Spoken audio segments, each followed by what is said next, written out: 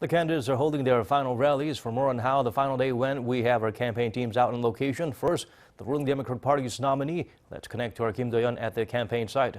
Do-yeon, where was the latest rally and how is Lee Jae-myung wrapping things up? Daniel, I'm out here at Cheonggye Square near Gwanghwamun in central Seoul, where Lee Jae-myung made his final rally speech a few moments ago. He says he chose this particular place because this was where the candlelight protests were held 5 years ago when millions of citizens came here demanding then President Park Geun-hye to step down, which Lee Jae-myung says restored democracy in South Korea. He also says it was then when the citizens made Lee Jae-myung into a politician with a national spotlight on him, leading to where he is now.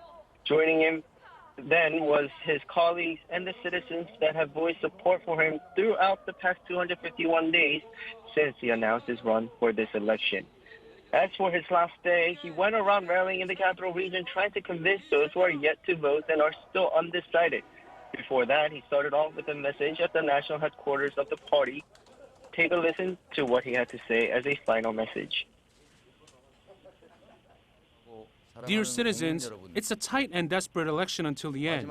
Many are doing all they can right now. Thank you very much. I will repay all of you with a victory. Now, we also hear we would like to know what the main messages he wanted to deliver were to voters in the past 22 days, Do-yeon?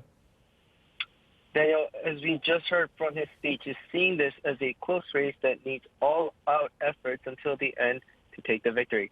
Now, according to the campaign, he's held around 80 rallies over the past 22 days, and in total, he gave nearly 42 hours of speeches. The message has been centered on the candidate himself and his capacity as a politician, which he says is proven through his past accomplishments as a mayor and a governor.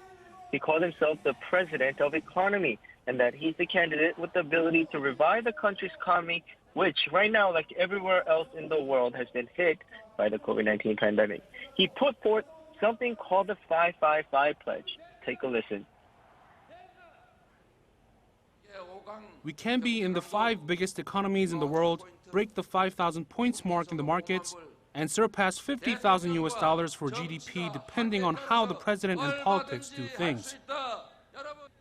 He also says he will reform politics once he's elected to create a coalition government which allows a multi-party system instead of the current two-party system. As for the latest, he's now on his way to Hongdae to walk the streets and meet the young generation here to use his final hours of the campaign period in a bid to get as much votes as possible from the young generation.